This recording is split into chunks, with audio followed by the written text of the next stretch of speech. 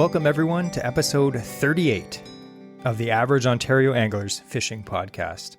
My name is Jesse, your host, and with me as always is the man with the mustache, Andrew. Hello. If this is your first time joining our podcast, well, I have some sad news for you. What is it, Andrew? This is the last episode of this season. Yeah, of season 1. So if you've been listening... All tens of our fans just got scared right there. Yeah, all 6 people. But if you've been listening to our podcast since the beginning, we've actually grinded through now 38 episodes, and I didn't think we would actually get this far. But now that we're at the end, season 1 is coming to an end. We are actually taking 1 month off. And we're going to talk a little bit about that in this episode. But don't worry, we're coming back full force in January. And count your blessings, because we were going to take 2 months off, and we're like, let's just go to 38 episodes, that a number Jesse arbitrarily pulled out of his butt and is like, this is how many we're doing. Well, it comes neatly to the end of November, that's why. But 38 is definitely not my favorite number. And we will go into it, but we're taking the month off because we're getting stuff prepped for our next season. Yeah, so, and we're going to get into that in this episode. There's more coming soon that we are very excited. So this episode, I thought we could do like a year-end recap. And we're going to focus... I know a lot of the episodes that we've recently done haven't really been solely focused on fishing techniques. So I thought for the last episode of the year, we could wrap it up and do what lures and what techniques we had the best success with ourselves this year, ranging from, bass fishing, pike fishing, muskie fishing, walleye, everything that we had, and kind of go through some of the lures and techniques that we really enjoyed doing or things that we want to improve on ourselves. So before we do that, we actually have an interesting fishing fact. And to handle that, we have the one and only me. That's right. Jesse's stealing the show. He's like, I'm hosting. I'm also doing the interesting fishing fact. I'm like, okay. I have, because it's the last episode of the year, and I have a special interesting fishing fact, so I thought I'd actually take over and do it. So I appreciate Andrew not doing it this week. My interesting fishing fact is... You all will have to wait till next year to hear mine. Yeah. It better be good if you have a year.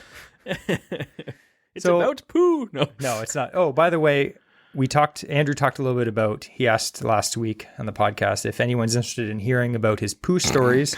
I had many people say they are not interested. So thank you for your feedback. We will not be talking about that.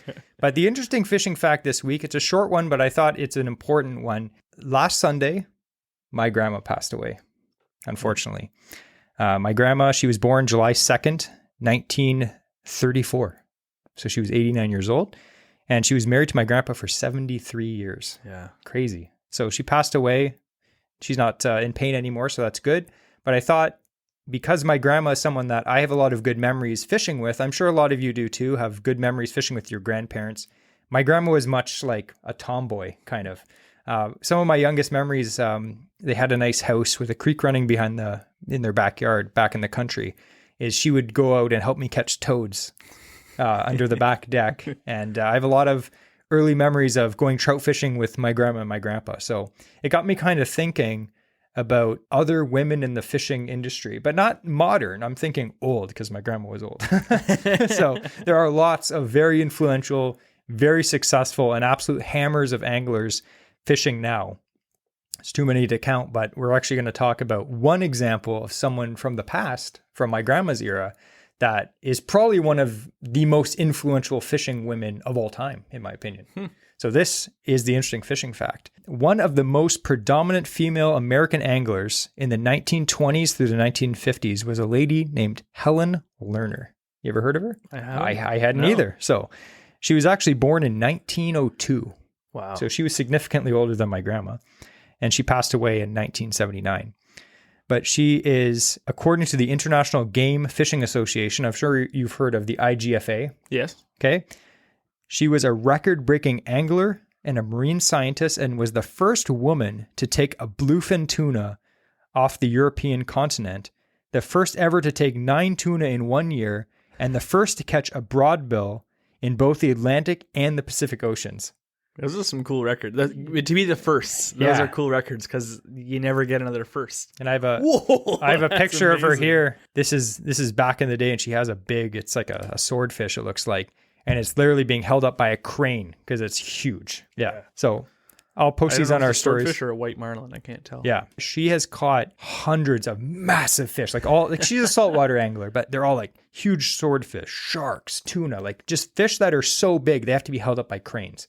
And there's tons of them. Her and her husband would go out and literally just catch fish the size of like my sports pal boat easily. She was such an accomplished angler. Her and her husband were like, must have been an unstoppable fishing team, just absolutely insane. So because she had all this experience fishing and she held all these like records and like firsts, she wanted to share her knowledge and create a global community of anglers.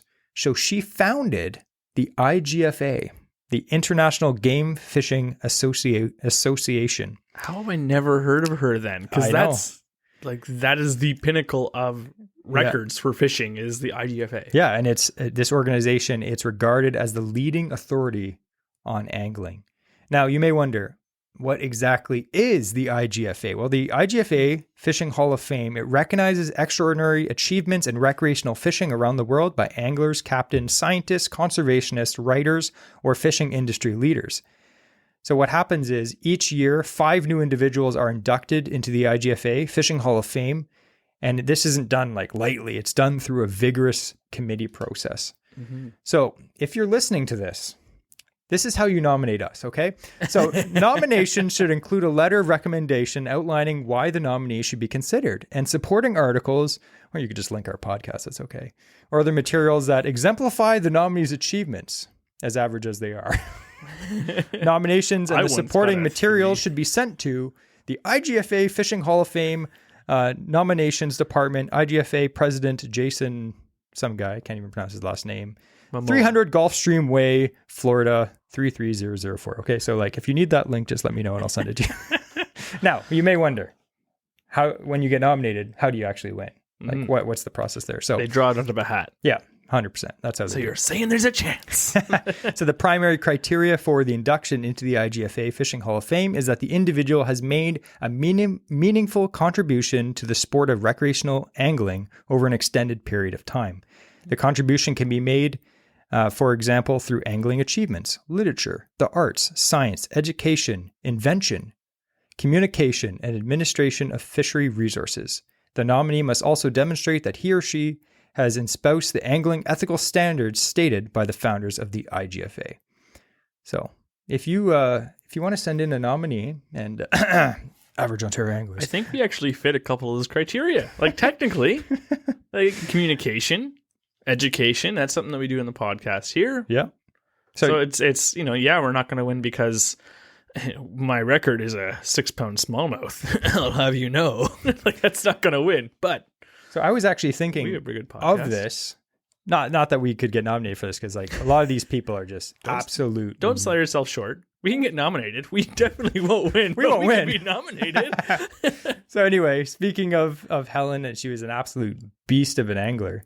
I think the main point of this interesting fishing fact is man or woman, go out there and hammer fish and you can literally catch fish the size of my boat. But I was actually thinking about this, the International Game Fish Association. Wouldn't it be cool if average Ontario anglers started the Ontario Game Fish Association, the OGFA, and we nominated people in the fishing community for awards that would be printed on a piece of paper because we're poor. Or just emailing you, telling you that you get bragging rights.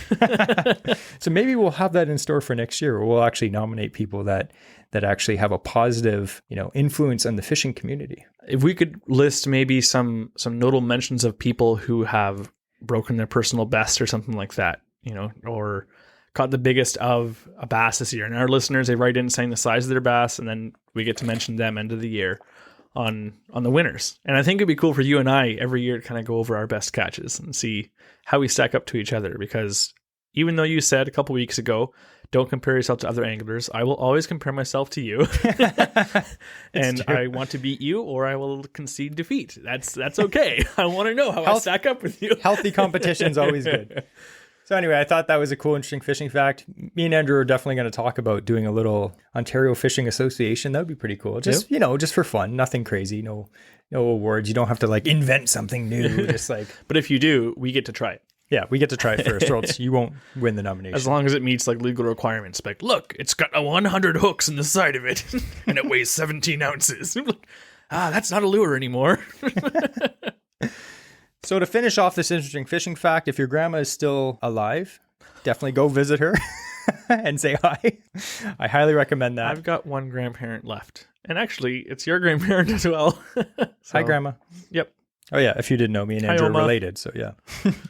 Anyway, we're going to get into episode 38, the main topic. Go ahead. I don't know if Oma listens to this, but there's a photo of her that I know has been shared with the family. And it's her holding like a big smallmouth bass. I have that picture. That's a great photo. I'm like, that's my Oma. It's pretty sizable. It's not as big as my PB, but it's okay. or yours. You also didn't look as good as her back in the day. I did. So anyway, episode 38, as we mentioned, we're going to talk a little bit about some of the techniques that we used. Again, like we said, we haven't really dove into certain techniques in a few episodes. I did really enjoy the last few episodes. I really enjoyed the fishing fears episode that was a few back. Fun. And the one that Andrew did last week, which was fishing lure, which I really found interesting. But we're going to kind of do a dive into some of our favorite techniques and get, the listeners that really enjoy the fishing parts back. Why don't we start off in spring? Yep. One bait that we did very well with in the spring. All right, let's talk about pike fishing, because some of our best, most downloaded episodes on this podcast were about pike fishing. And one of the best pike fishing lures of this year, kind of spring, but throughout the year, what was it for you? Jerkbait as normal. Yeah. That's usually the springtime, a nice slow pause retrieve. Yeah. And yeah, that's my go-to and usually my best producing. Yeah. So we do fish early season pike, and a lot of the zones, pike is actually closed until May sometime, right? But in zone 17, it's actually open year round. I don't know about your zone, but make sure that if you're fishing for pike, that it's actually open, because it varies from zone to zone. But in zone 17, which is the Kawartha Lakes, the pike fishing isn't the best.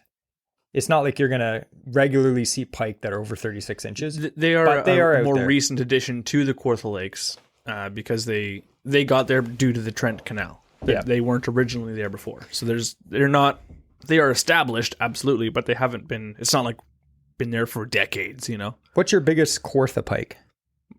Biggest one was 36. That's a decent pike. It was a good pike. Yeah. I caught one almost that big out of Rice Lake. And that's a lake that generally hasn't had pike for a long time, maybe 10 years. So like you can catch tons of pike that are, the hammer handle size. And a lot of the Kawartha Lakes, they don't have big pike. I have heard stories and seen some pictures of high 30s, 40-inch pike, but that's pretty much where it seems to stop. I haven't seen a lot of... I'm sure there are some anglers I've caught some bigger than that. It's not like the Danube out in like Europe. Yeah. It's like 60-inch pike. Yeah, like for instance, you're more likely to catch like a 40-incher in, the Muskokas than you are in the Kawarthas. Yeah. So, but what we found in the Kawarthas in early season, because the water is so cold, we can catch fish right after ice out. Like there's ice on the lake, it melts, and then 1 or 2 weeks later, we're out there casting. And the water's ice cold. And like Andrew said, one of the best baits of all time is a jerkbait. And we're going to kind of get into why that's a good time, because right now it's kind of the reverse of spring right now, because things are also, the water temperatures, instead of heating up, it's cooling down. It's almost freezing. So like the water temps are very similar as to what it is in April or even March, right? So jerkbait is so good. We have two of them right here. Why don't you hold that one? Don't hook me. So a standard jerkbait, they're about 4.5, 5 inches. You can use bigger ones, you can use smaller ones. I've been really a fan of the ones with the slightly bigger bill, mostly for smallmouth bass fishing. But when you're fishing for pike, oftentimes the regular size bill, they dive about 4 or 5 feet at the most. Yep. That's a good size to use. Even the X-Wraps that I, like the classic one that I've used for years, that one I can get down to maybe 8 feet, 7 feet, I'd say. You can get it down. And that's a very slow retrieve using a leader, so it no longer suspends, it does sink a little bit.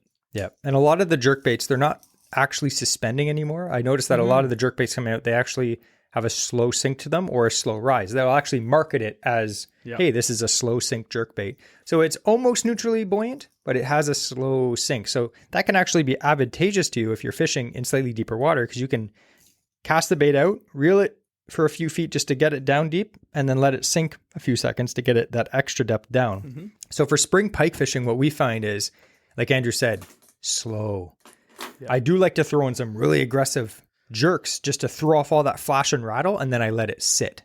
Yeah. And if there's a pike in the area, that flashing will really attract them. They'll be like, where is it? They can feel it in their lateral line. They can see the flash. And then when you pause the bait and it's just sitting there or slowly sinking or slowly floating, it gives that pike time to come up and investigate. And I'll usually do either, and or my first and last cast will be a fast retrieve. And then the rest of them in that area, like if I'm fishing, let's say a shoreline, I'll take, let's say 4 casts. One of them at least is going to be a fast retrieve, fast jerking. And then I'll follow it up with a nice, like, slow presentation. In my mind, I'm mimicking, oh, there's a bunch of fish, or there's a fish in the area, and oh, here comes a weak one. Yeah. But another great thing that you have about the jerk baits, this is a good example. This is the rearrange. You'll get to hear this noise a lot. And one of the coolest noises about this bait is when you cast it, you think you break your rod every time. I don't know if you heard that snap, but it has like a magnetic. Yeah, you get the high-end ones. And it's so nice because when you're fishing in the spring, especially we're fishing at a small crafts, you're getting blown around. It's often like a windy day or something like that. So having a good jerk bait is fantastic, especially when it has the weight transfer system, because you can cast further. So as you're being blown off your spot, you can still cast, reach those fish. Or because they're so shallow, you can be casting further into that zone so that you're more time in a strike zone and you're not up right on top of them, spooking them.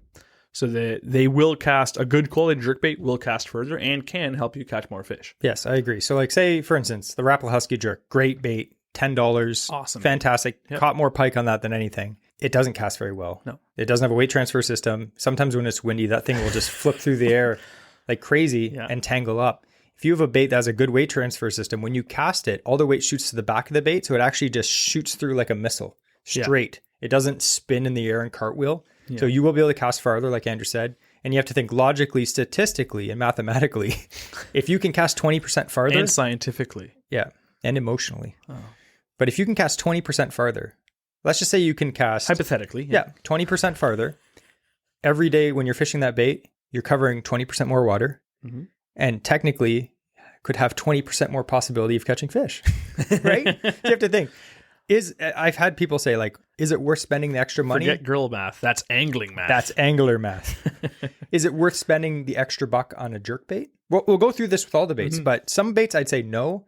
But with a jerk bait, yes. I believe so. It can be. And the other reason too, which is huge, is the hooks. Generally on a premium jerk bait, you get premium hooks.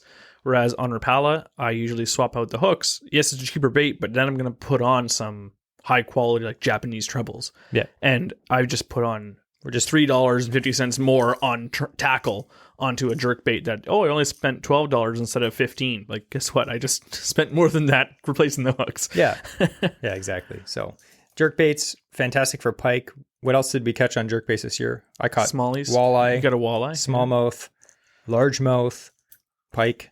Yeah. They catch everything. If in the Ontario tackle box, if we had to make one, and we can only have like, say, 5 or 6 lures, a jerkbait would be in there 100%. Yes. Guaranteed.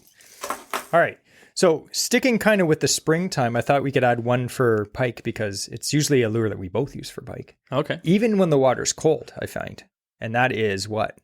It's a chatterbait. Yeah, I know. We're going to talk about the chatterbait. Any time pike fishing, I have a chatterbait tied on. Yeah. I actually was fishing up near Ottawa. This wasn't in the spring, but it was in September, and I was using the big blade chatterbait, which me and Andrew are a huge fan of the big blade. This is the half ounce, so it's not a huge one, but the blade is just literally 70% bigger, so it has a lot of flash, a lot of thump. When you reel this thing in, you can feel it. It's like you can feel your fillings just, It's got a big 6/0 hook, and I have this on here, bass magnet jelly shad. The tail got ripped off by a pike, of course. Yep. But this bait, ultimate confidence. If I had to go pike fishing in weedy lakes that have more like weed than rock, this exact white chatterbait. You're fishing those emerging weeds, that's And what I do is I find maybe some sparse weeds, like not thick weeds, and I'll cast along the edges or through like clumps, and I'll actually like purposely hit weeds and then rip it through with my rod. I'll have like a rod with braided lines so I can really just snap it through the weeds. And what I found was when your bait's kind of like flipping down through or vibrating down through the weeds and it catches on just like a stalk of like coontail or something, and then you rip it through, it causes like a reaction bite. Oftentimes you'll rip the rod and then all of a sudden you have a fish on. and you just made 10 casts in that spot. But once you rip it through weeds, the fish for some reason they love that. It's like it causes I think they're following it, and then it hits a weed and it kind of gets pulled and they're like, what the heck? And then all of a sudden it just jerks forward and they're like, no, and they grab it. So I've heard a lot of people like bass fishermen say like you should rip stuff through weeds like rattle traps and chatterbaits. But this year especially, I noticed that that's true. So it worked for me. I have a theory because now part of it is actually legitimately based in science.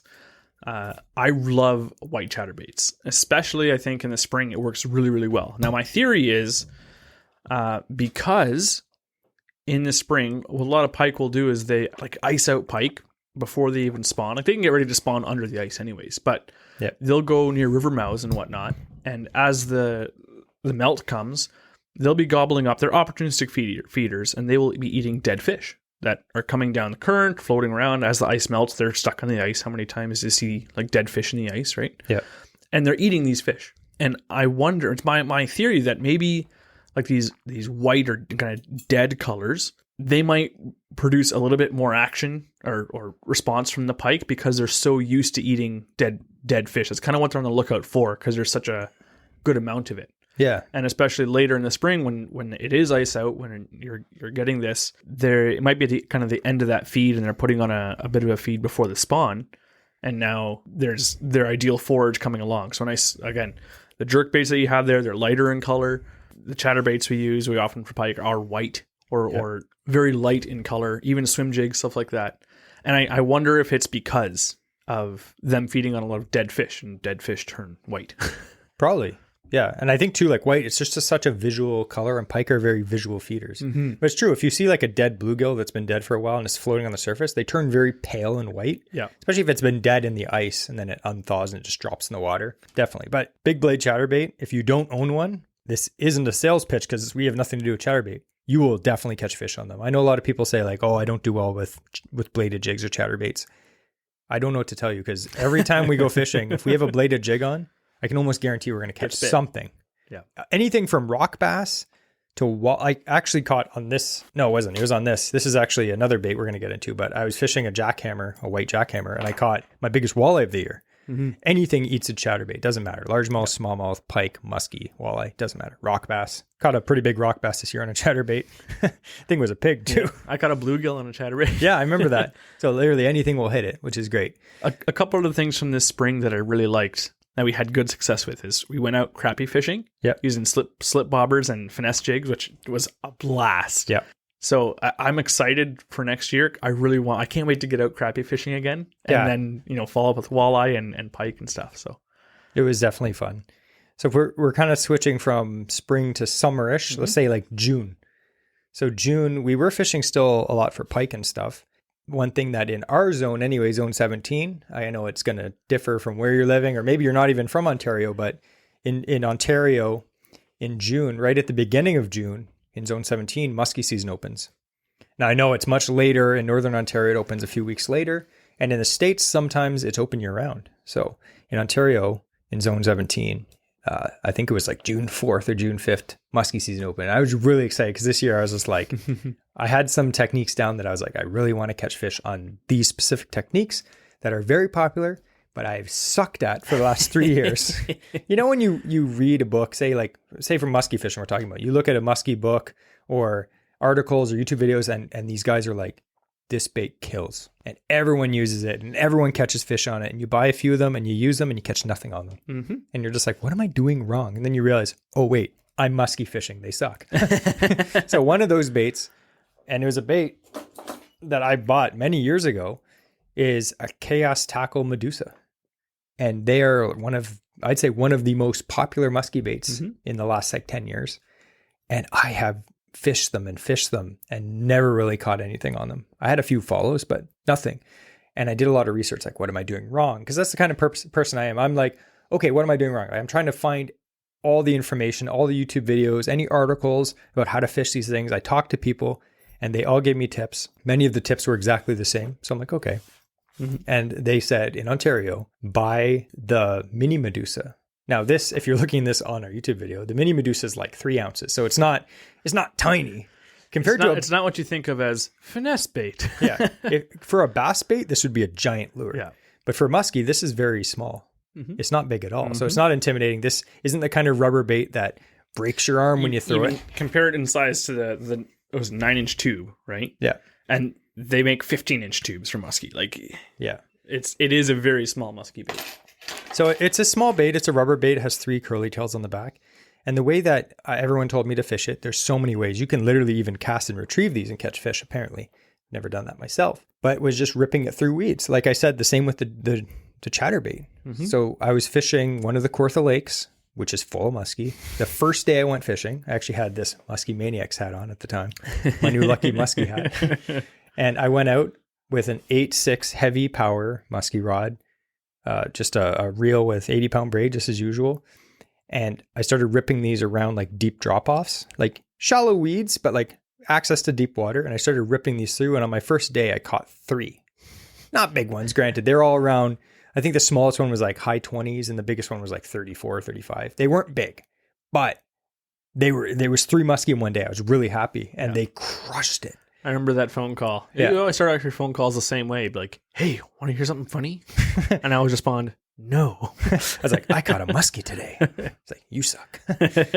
But it just opened my eyes as to how effective of a technique this is. And this is one of the techniques that I really want Andrew to try next year. Mm-hmm. I bought a bulldog, yeah, the mini bulldog, and I'm looking forward to catch. I did fish it a bit this fall, but I am looking forward to fishing it more next year. The problem with muskie fishing is, especially if you're a weekend angler, the amount of times that you'll actually get out to target muskie, the odds of catching one are very low, generally speaking. I know there's guys like, I never skunk for muskie. It's like, wow, you must be amazing. But anyway, even muskie guides or a liar and pros will tell you that there's going to be days when you don't catch them. And for a lot of us, I know there's a lot of people that do catch a lot of muskie, but there's also a lot of people that message me and they're like, I don't know what I'm doing wrong. I've gone out 9 times and I haven't caught one. It's like, same with us. Like, we have had some good days, but I think this fall I had a 7-day streak of going out 7 specific days for muskie, didn't catch one. Mm-hmm. And on that 7th day, I caught one.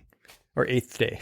Yeah. And then the next 2 trips, nothing. And then the next trip, 1. So it's very slow, especially if you're fishing pressured water.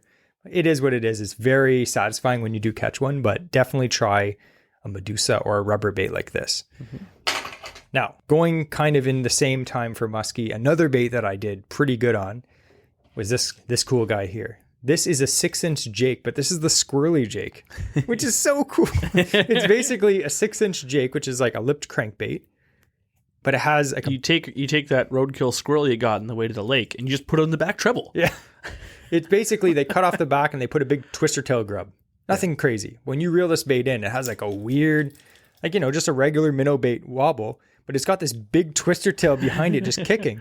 And I caught 2 muskie on it this year and I actually missed another one. I think it may have been the same one because I chucked it out and I reeled it in like 3 cranks. This muskie came up from underneath and ate it. And for some reason, I set the hook and both hooks just popped out of his mouth. I was like, what? Came back later, and I think I caught the same one. Nice. But it's not a big bait. It's only a 6-inch bait. And it literally weighs like not even 1.5 ounces. It's not a big bait. Mm-hmm. I almost guarantee you could catch pretty big bass and walleye in that. No problem. With the tail, it's more than 6 inches. Like 6 inches is the hard body of the bait. I think it's 9-inch. Yeah. With the tail. With the tail. But again, the profile is a lot smaller. Like it's smaller than your 9-inch like jake that you expect. It's a perfect Kawartha size bait. Yeah. From what I've had experience with. A lot of the bigger baits, oftentimes, especially in the early season, like we're talking like June, July, they just don't get bit as much. I like how they legit they made one and then they're like, let's cut the tails off and shove rubber in it. Like that's literally how it's done. Yeah. Well, they're not going to design a specific bait for that. But that was a really good bait. And my goal next year is to catch a bass on this because it's not that big of a bait. And if a bass is going to hit that, it's going to be a 4 or 5 pounder for sure. Yep. But that was a great bait. All right. So getting into summer, what was one of your best baits? I said it a few times in the podcast. This year, I focused on fishing swim baits. And specifically the Hashimoto mag blade was the swim bait I was primarily throwing because I wanted that thing to get bit. I've been wanting one of those for a couple of years, got it, fell in love with it, and I've been fishing that. And I was very pleased with the results this year from it. There was more than a few days when that was the only bait Andrew was throwing. And I was catching fish on other baits and he was like, I was actually really impressed because he's like, nope. Still casting this. I just want to get that one bite. And several days you did get that one bite. And it was the biggest fish. Yeah. Yeah. So I I mean, that's the point of swim bait fishing anyways, is you want that big bite. Yeah. So yeah, I love it. And that was something that I want to do more of. I want to get a variety of different swim baits. It's one of those things where I'm going to build my collection over time because they are expensive. They're some of the most expensive bass baits you're going to be buying are swim baits. And by swim bait, you mean like glide bait. Yes, glide bait. I do have my eye on a couple others, but like I said, it's going to be, I'll probably get one more this year, and I have a couple I can throw. Yep. And then I'll get another one next year. So it's going to be something I grow over time, but I do want to have just a handful to choose from at some point. Yeah. I do enjoy watching. I do have glide baits myself. I fished them for one season, and then Andrew wasn't really into it, so I kind of just stopped doing it. But I feel like next year, now that he's into it, I'll probably have a day where we just fish glide baits. And the thing I like about it too is I'm trying to learn, like Jesse says, we try and learn new techniques every year. And to me, I looked at glide bait fishing as a new technique because in reality it is. And before I used to think you're just going to fish them the exact same way as I would any other bait, but it's just big and swims. But I tried to give a lot of thought as to where I was fishing it, and I want to do a bunch more research into it next year too, because it's not just a different technique; it's like a way of life. Yeah. So like learning where I want to fish it, how I want to fish it, where you can get away with tossing it to be your best advantage. Like those are things. As an example, I found I had really good success fishing. It's exposed trebles, but fishing the weed lines and finding areas where I could fish it above weeds. So inside from that weed edge, I'm not just casting to the outside. I'm fishing like right into weeds. I was even pitching it like around the lily pads and slop and pulling it through like channels I could see, because a lot of glide baits, they only go like a foot deep. Yeah. They don't go very deep. Most of them, I'd say, or like 1 to 2 feet deep. That's it. So I was trying to get it as close as possible to weeds, finding those areas where I have 2 feet of water above weeds, and that's where I'd fish it. I wanted to get it in its best possible position. Finding stuff like that, I loved doing this year, and that's when I noticed I had a lot of success doing that technique. So I want to learn more about where is the best locations on the lakes that I fish to make use of glide baits. Yeah. Not just toss them everywhere and all the time. Like I did a lot of that this year, but I've kind of I have narrowed down some areas where I just won't bother with it. Yeah. And it's a learning process, right? And like, here's the thing, like we always say, like fishing is about personal accomplishment. So like we could have gone out and chucked wacky worms and caught, bass in this certain lake. Twice as many as we did. Yeah. Or you could go out and chuck big glide baits and catch that one fish or 2 fish a day and be like, that was amazing. I actually caught a fish on this thing. Mm-hmm. It has nothing to do with the amount of fish you catch for some people.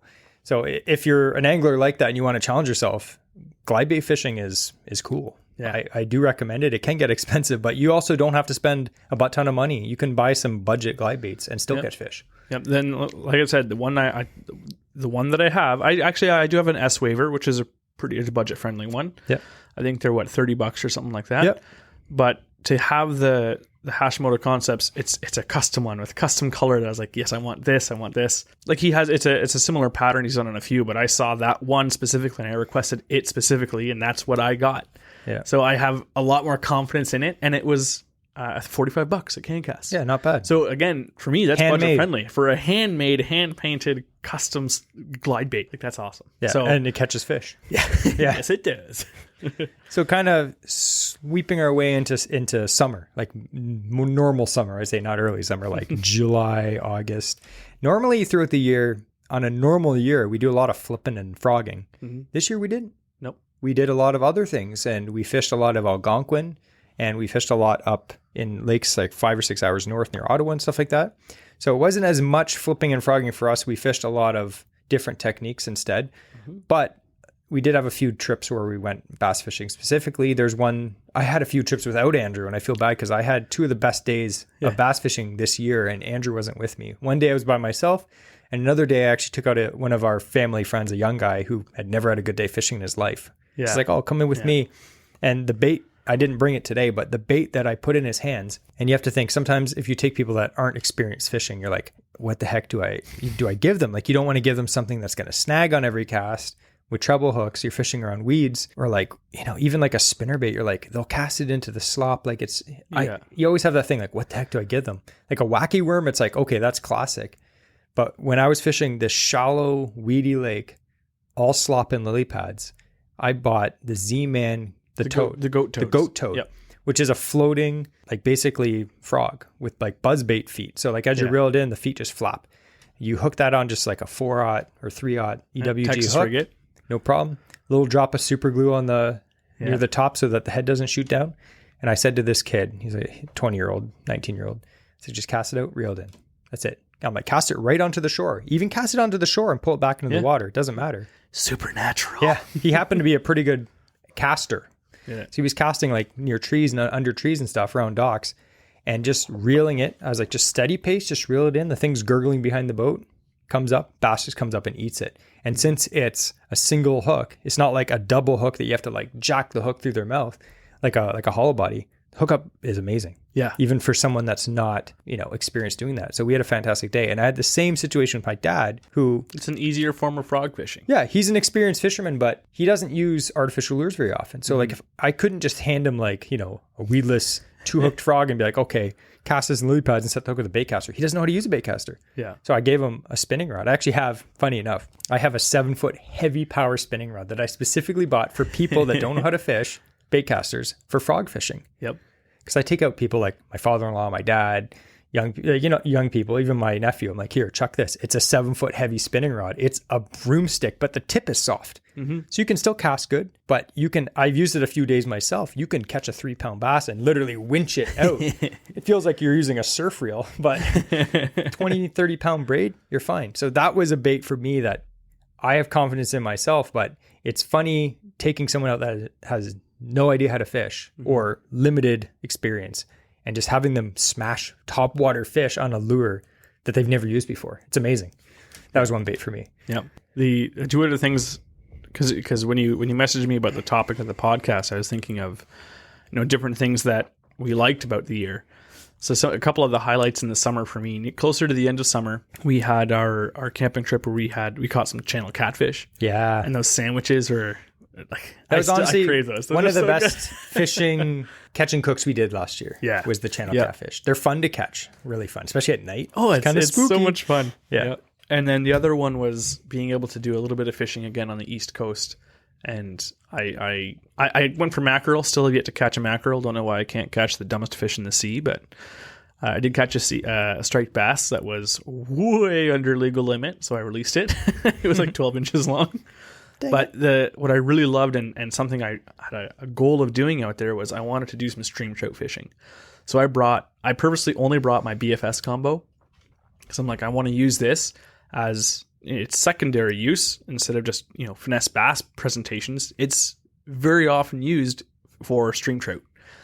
So I'm like, I'm only bringing my BFS. I'm going to cast this and I'm going to cast little spinners for some stream trout. And I managed to catch a few just very small, it's a tiny stream, some brookies on the East Coast. And it's just so picturesque. Like you're in this like dense woods. There's waterfalls that are 10 feet, 15 feet high of like this waterfall / rapids. Like it's maybe 20 feet long, but it drops 15 feet. Wow. And there's these little like step pools and stuff like that. And the creek's only at its widest point, maybe 10 feet wide. But most of the time it's like 6 feet across only.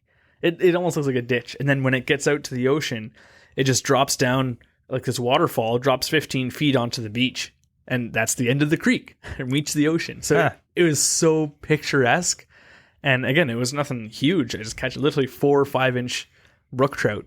But it was so beautiful. And that's one of the highlights of fishing this year was catching those little guys. He's like, one of my highlights of fishing in Ontario. I mean, I'm an Ontario resident, but I can fish elsewhere. So before we leave summer, there's a few baits that I thought we would quickly talk about. One of them, obviously for bass, chatterbait. Yep. Like we talked about for pike. This particular one I did very well with, and it was probably because I had it tied on. This is just your standard 3/8 jackhammer. It doesn't have to be a jackhammer, but literally just a 3/8 white and chartreuse chatterbait. Mm-hmm. Doesn't matter what. You can use the original. They're like $7, or you can spend $22 on a jackhammer. I have white chatterbaits, green pumpkin, and black. Yeah. And the bluegill color. I'll alter the days I use those depending on the weather and light conditions and whatnot, but that's all I need. I don't necessarily, unless you're fishing super pressured fish, the way that we always say is like, you want something dark, you want something bright, you want something natural. Mm-hmm. This year, you know me, I love fishing a green pumpkin chatterbait. Yes. With a green pumpkin trailer. It just looks so fishy in the water. It looks like a bluegill or a crayfish, whatever. But this year, I didn't use that one that often. I used this white one with a white trailer, and I caught fish in all the same lakes I normally use my green pumpkin on. And I had some of my best bass this year caught on this one. So I don't know if, generally speaking, it makes that big of a difference if the fish are stupid. And they're largemouth and small, so they're not that intelligent. But this white one was great. I caught it's something loud, annoying with a good profile whipping by their head. I think be like, a lot of time with the chatterbait, it's more of a reaction bite. Yeah. So I don't really think generally it matters 100% of the time what color it is. Because like I've had days where, we're fishing, a white chatterbait, and then a pike bites it off, and you tie on like a green pumpkin chatterbait, and then you catch fish on that, and you tie on a black one, you catch fish on that. I don't think it matters sometimes. Yeah. Sometimes we've noticed it does matter, but most of the time I don't think it does. But that was a good bait. Another bait that I caught a lot of fish on was just a white spinnerbait, which is something I went away from for many years. You did really well on that in the one lake we went to, and it was so textbook fishing a reed like these. Like a reed. It's a flat with a big pencil reed like. Yeah, it's a pencil reeds. And it was funny because I had this as a Freedom Tackle Speed Freak. It looked like a 2003 episode of Fishing Canada, and they're like, Pete Bowman's, all right, we're going to be casting some white spinner baits across these flats, and like Reno's beside him, just like whipping them out with him. It looked just like that, like overcast days, pencil reeds, and we're just pushing our boat right into the middle of them and casting out. Like, remember what I said though when we got up to that spot? The first thing I said, I was like, smallmouth. And I cast out first cast, caught a nice smallmouth. Yeah. I feel like some baits just go in and out of popularity. I'm not saying people don't use them, but I'm saying is like right now, if you ask like a lot of people, you're like, what would you rather fish, a chatterbait or spinnerbait? Everyone's like, oh, chatterbait, just because like it works good. And a lot of people aren't really focusing on spinnerbaits anymore. Not saying again that people don't use them, but it's something that I got away from. Yep. And this year I was like, you know what? I have all these spinnerbaits. And, they're more weedless than a chatterbait for sure. Yes. So I did fish them a lot this year, and I caught a lot of fish on them. And I was like, wow, I like these again. My biggest deterrent for not fishing spinnerbaits is the fact that they don't fit well in my tackle box. Yes. So they would be chotched. By the time I bring them out, their frame is all bent up because they end up being thrown loose in the side pocket. Yeah. And it would just become a disaster. Whereas chatterbaits fit nicely in with crankbaits or, in a jig box if you had that. But nowadays, you can get boxes that have designed for spinner baits. Yeah. So now they're becoming more, and I've figured out a couple tricks for getting them in my tackle box. So I have brought them back into rotation as well. And yeah, it depends on the day, but Jess and I will fish both. And some days the spinnerbait will outperform the chatterbait 5-1, and some days it's the opposite. Yeah. I generally find that spinnerbaits, they produce more flash, and you can retrieve them generally a little faster with the right blades.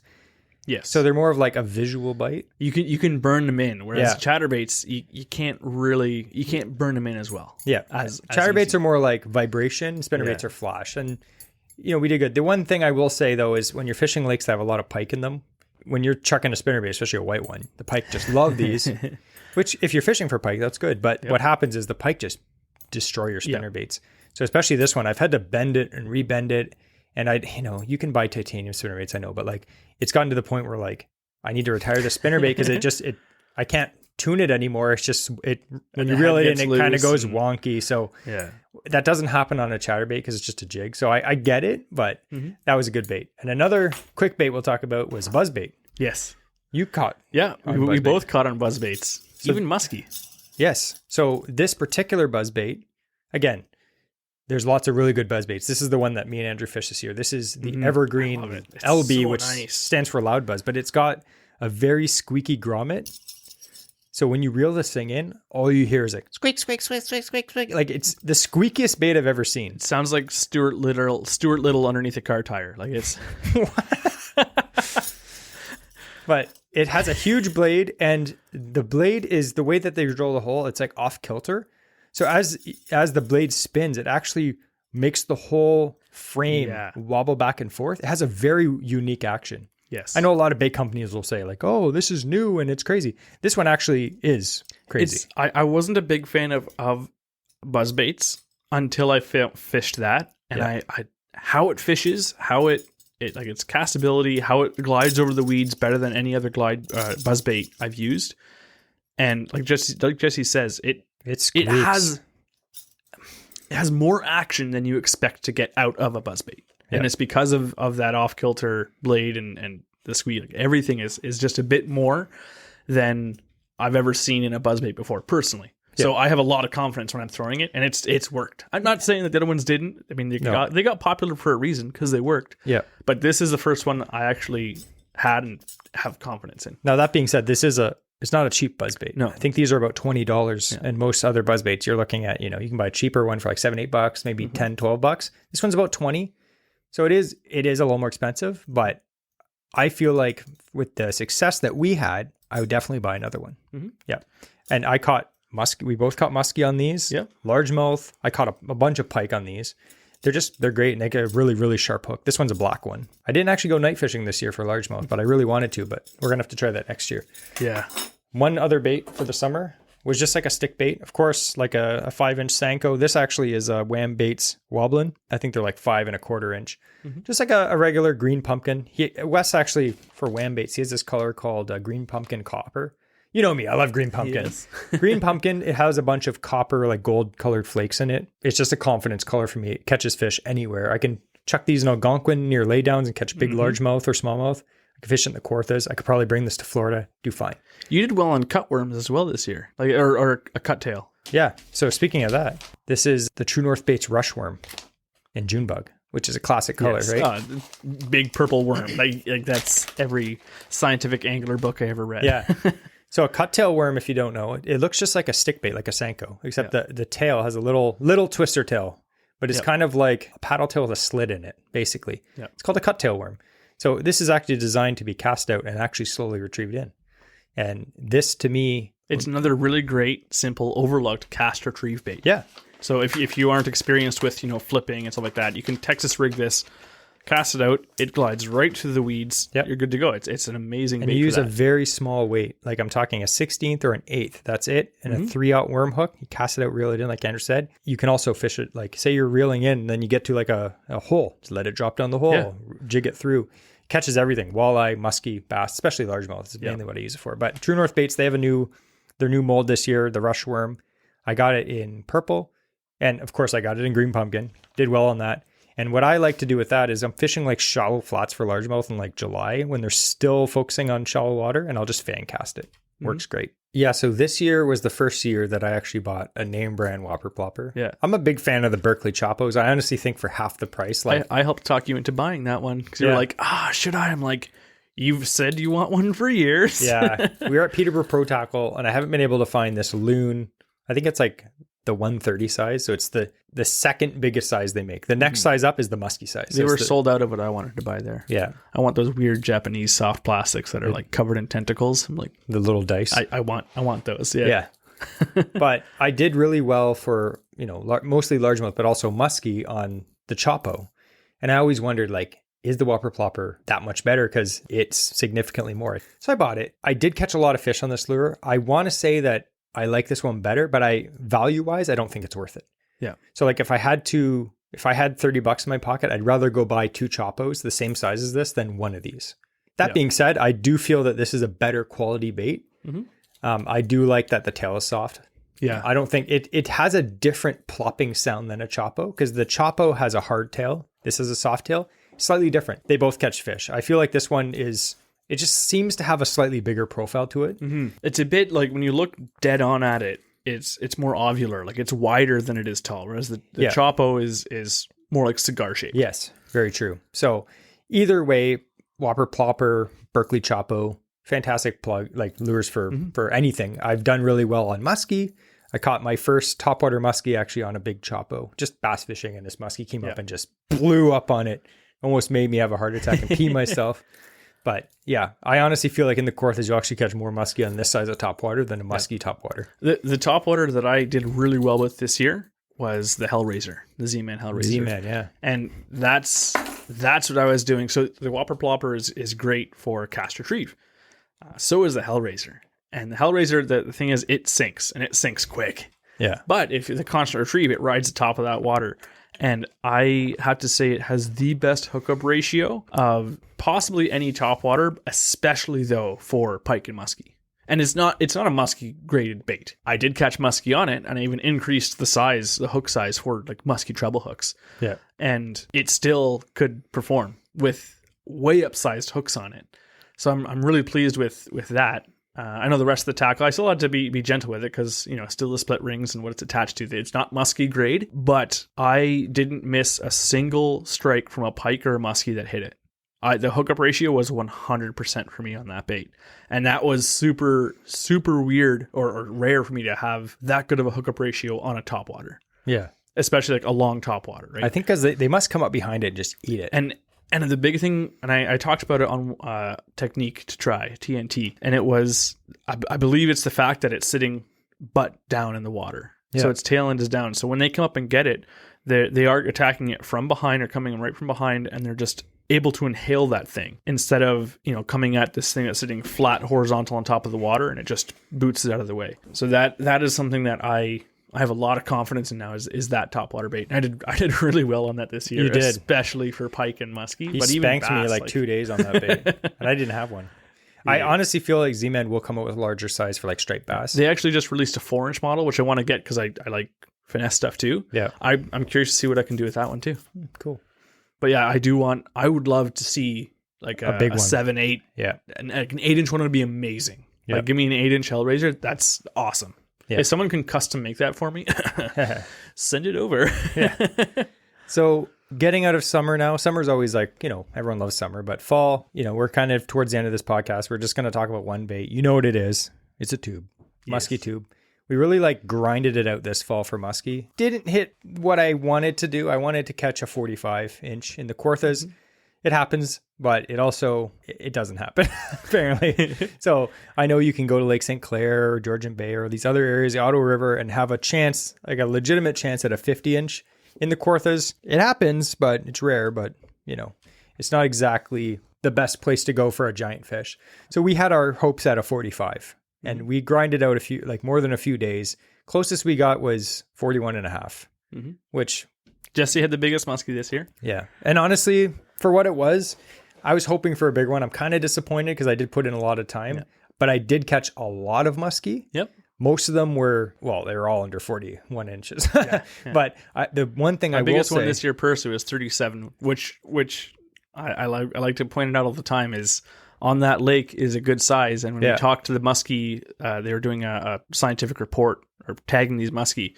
When you talked to them about it when we were up there, that was the biggest one that they had. They were busy at the time, so they weren't able to tag that one specifically. But we told them what we caught. We measured it, and they said that's the biggest one that they had heard of that year when they were up there being caught. So I like that. Yeah. No, that was a good fish. And honestly, in muskie, for me, any fish over 32, 33 inches is a nice fish. Yes. Like in the Kawarthas especially. But we're hoping to get a big one because the last few years, we've had some pretty legitimate fish. Didn't work out. That's fine. We did learn a lot. Absolutely. I actually learned more about muskie fishing this year just from spending, like everyone says, time on the water. Mm-hmm. I had tons of follows. I botched tons of follows. I caught fish. I lost tons of fish. It was great.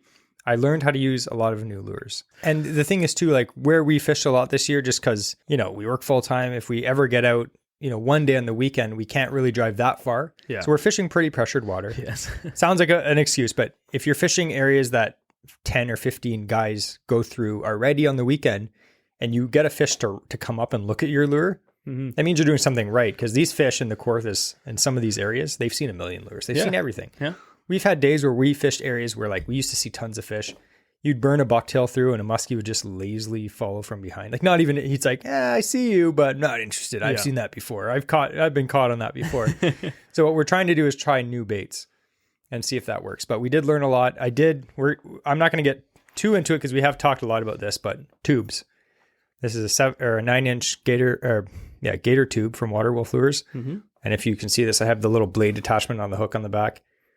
I learned how to use these a lot better than I did At the beginning of the year, that's for sure. I had a few follows and the fish just were like, nah. I had Jesse put in all the legwork. Oh yeah, you can tell it got bit. Yeah, there's a bunch of so I had marks. Jesse put in all the legwork on figuring out how to actually fish these, and then I just copied him. Yeah. I've yet to catch any muskie on a rubber bait. I caught my 2 biggest muskie this year on tubes. Yeah. So if you're on the fence about if you should buy a tube, do it. And if you're wondering what size to get to start out, get the 9-inch. The 7-inch, I would definitely get. I know a lot of guys love that size.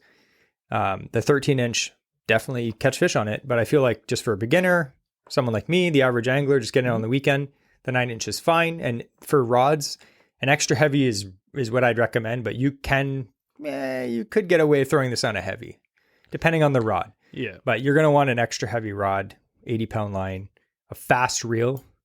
And there's tons of ways to work it. If you want any tips, definitely don't ask us because we're not experts, but I'm willing to share what I have learned and caught fish on. So that's another bait.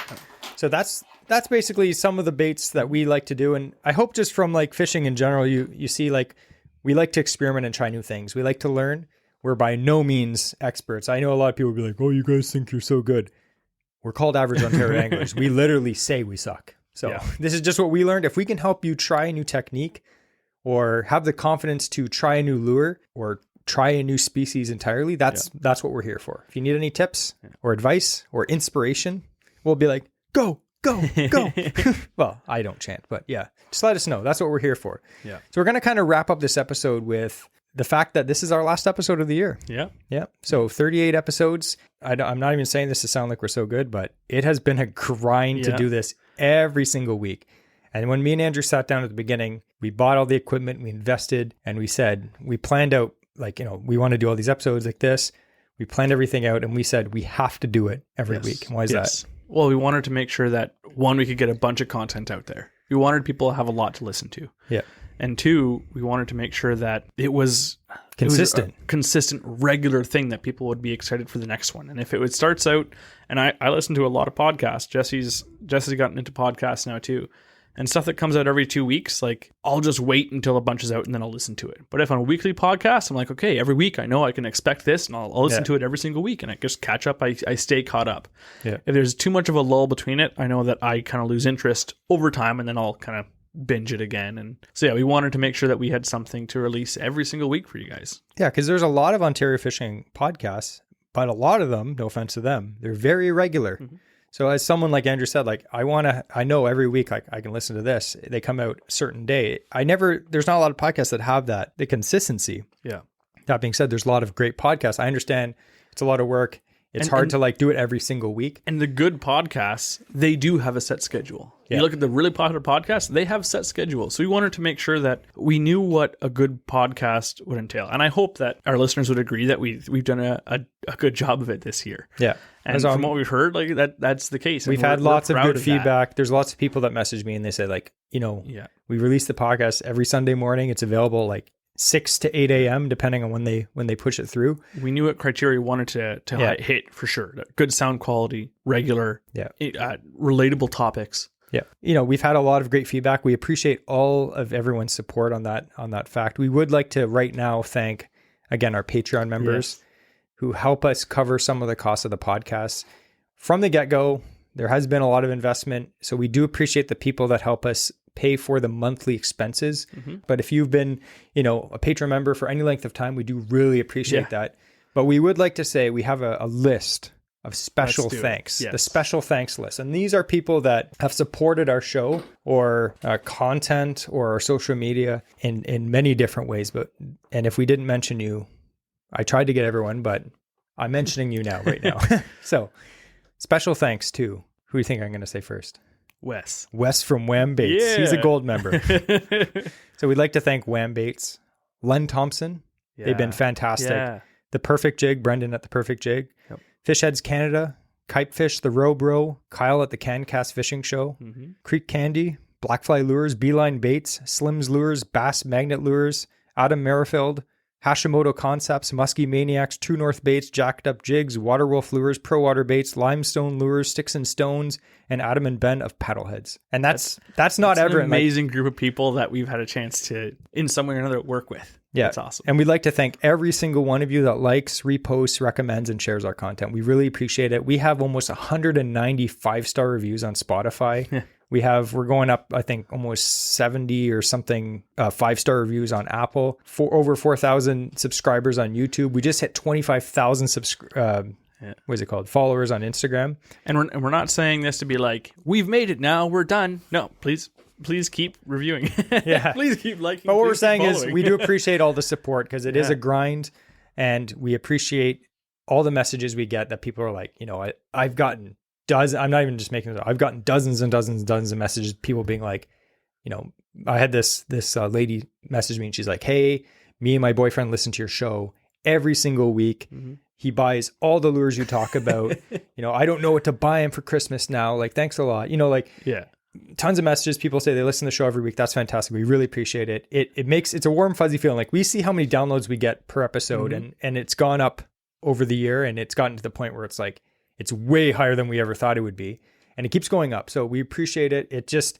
It's weird that people like listening to us talk. I know we always say that, but another thing too is I really like that we've had some people write in saying that they liked listening to it, in the car with their kids. Yeah. And, they appreciate that we keep it clean. And that's another thing that we started out with. We want to make sure that it's good, clean content. And so I really like hearing from people who are listening as a family, going out for family outings, fishing, and they're listening to this on the way up to the cottage or to the lake. That's the demographic, we'll say, the group of people that we wanted to be able to reach with this stuff. Yeah, for sure. So it's really been a fantastic ride. 38 episodes in. Again, we always said from the beginning, we don't know how long this would last. We're getting to the point where we're one of Ontario's top fishing podcasts, which blows my mind. It's absolutely insane, because we absolutely suck. Just kidding. But we're not going to ramble any further. What we just want to say is thank you so much for listening to the Average Ontario Anglers Fishing Podcast. If you thought this season was good, buckle up, because next year is going to be insane. Yeah. We have we're not going to get in depth on it now, but we have a lot of changes to the podcast. Before next season starts, we will be releasing a teaser episode explaining what some of the new things are going to be about the podcast, about what we're doing. So we will be updating you before the next season comes out. It's not going to be a long wait. It's not like 6 months from now we're going to come back. It's 4 weeks. It's a month, and we will be back. So we look forward to being able to talk to you all again. Anyway, we're going to wrap this up with the quote of the week, and this is actually going to be the quote of the year. Oh. Boy. All right, everyone. Keep it loony.